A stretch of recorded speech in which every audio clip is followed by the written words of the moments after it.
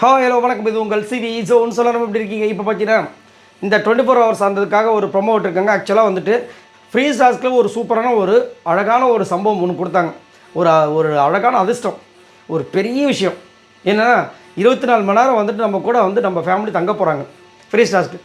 அது ஒரு அரிய வாய்ப்பு 4 பேருக்கு நான் கொடுத்தாங்க. கனி, விஜய் பார்வதி, அதுக்கப்புறம் ஆதிரை, அதுக்கப்புறம் நம்ம கமருது. அதுக்கு வந்து நம்ம விஜய பார்வதியும் கனியும் பயங்கரமாக வந்து பேசி சண்டைலாம் போட்டு இன்னமும் பண்ணாங்க. ஒரு அரை மணி நேரம் நம்ம பிக் பாஸை வந்து பார்த்துட்டே இருந்தேன். பேசுங்க நல்லா தான் இருக்குது, அது ஏதாவது ஒரு கண்டென்ட் போட்டோம் அப்படின்ட்டு.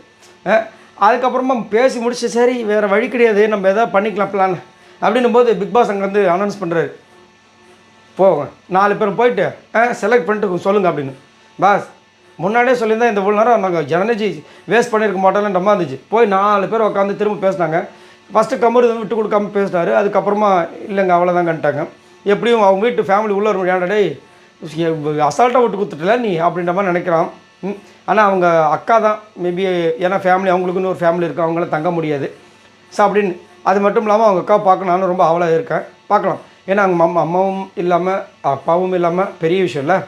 அடுத்தது பார்த்திங்கன்னா 3 பேருக்கும் பயங்கரமாக பேச்சுவார்த்தை நடந்துகிட்டே இருந்துச்சு. அதில் வந்து நம்ம விஜய் பார்வதி அவங்க பக்கம் பயங்கரமான விஷயங்களும் எடுத்து வச்சாங்க. கனி உங்களுக்கே தெரியும், நம்ம ஒன்றுன்னு சொன்னால் அந்த ஒன்றுலேருந்து இது ஒன்று நடந்துச்சு, இல்லை 2, அந்த 2லேருந்து 3, 4, 5 வந்துச்சு தெரியுமா அப்படின்வாங்க.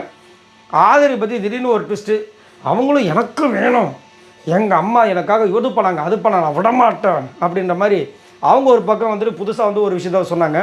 ஏம்மா உனக்கு வேண்டாம்மா, சொல்கிறத கேளுமா, நீங்கள் வேறு ஆல்ரெடி நாமினேஷனில் இருக்கீங்க, எப்படி இந்த வாரம் போயிடுவீங்கம்மா, ப்ளீஸ் புரிஞ்சுக்க அப்படின்னா எனக்கு வேணும், நான் போகிறதுக்குள்ளே ஏதாவது ஒரு சம்பவத்தை பண்ணிட்டு தான் போவேன்ற மாதிரி அந்த ஒரு அழகான ஒரு விஷயத்தை வந்துட்டு கசக்கி பிழிஞ்ச மாதிரி அதை வந்து அவங்க வந்து பிடிச்சிட்டாங்க. இப்போ என்னென்னா அவங்க இந்த வீட்டில் இருந்தால் தானே அதை அனுபவிக்க முடியும். ஆல்ரெடி பார்த்தீங்கன்னா அன்அஃபிஷியல் ஓட்ஸில் ரொம்ப லாஸ்ட்டாக தான் இருக்காங்க.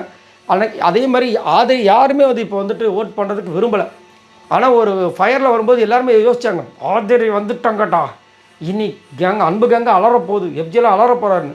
இப்போ பார்த்தீங்கன்னா 2 பேரும் வந்துட்டு வாய் அதான் வளரிக்கிறாங்க, 2 பேரும் மாறி பேசிக்கிறாங்க. இத்தனைக்கும் இதை வந்துட்டு நம்ம அரோரா சொல்கிறாங்க, ஏய் நீ நல்லா நோட் பண்ணிக்க ஆதரி, எஃப்ஜே வந்துட்டு வியானா போனதுக்கப்புறம் உங்ககிட்ட ஒரு மாதிரி பேசுகிறான், உனக்கு தோணுதா தெரியுதா இல்லையான்ட்டு. அப்போவும் அவங்க பேசுகிறாங்க. இதில் வேறு நைட் வந்து கமருதனுக்கும் திவ்யாவுக்கும் சண்டை வருது. அதில் வந்து லூசுன்னு சொன்னது எஃப்ஜே. அங்கே வந்துட்டு எதுவும் காட்டாமல் இங்கே வந்து கமருதினை வந்து கலாய்ச்சிட்டு இருக்காங்க. என்னத்த சொல்லுவீங்க? சரி, இப்போ வந்துட்டு அவங்களுக்கு தான் கிடச்சிருக்கு, அதுவும் அந்த குச்சி மூலமாக கிடச்சிது. பட் என்ன பண்ணுறது, ஆதரி கிடச்சாலும் ஓ கையா பார்க்கலாம் என்ன நடக்குதுன்னு. திடீர்னு பார்த்தீங்கன்னா அவங்கள உள்வஸ்ட்டு மொத்த வேறு யாராவது அனுப்பிச்சிட்டாங்கன்னா நடக்கவும் வாய்ப்பு இருக்குது. என்ன நடக்க போது தெரியல. இதை பற்றி உங்களோட கருத்துக்களை சொல்லுங்கள். பாய் நண்பர்கள்.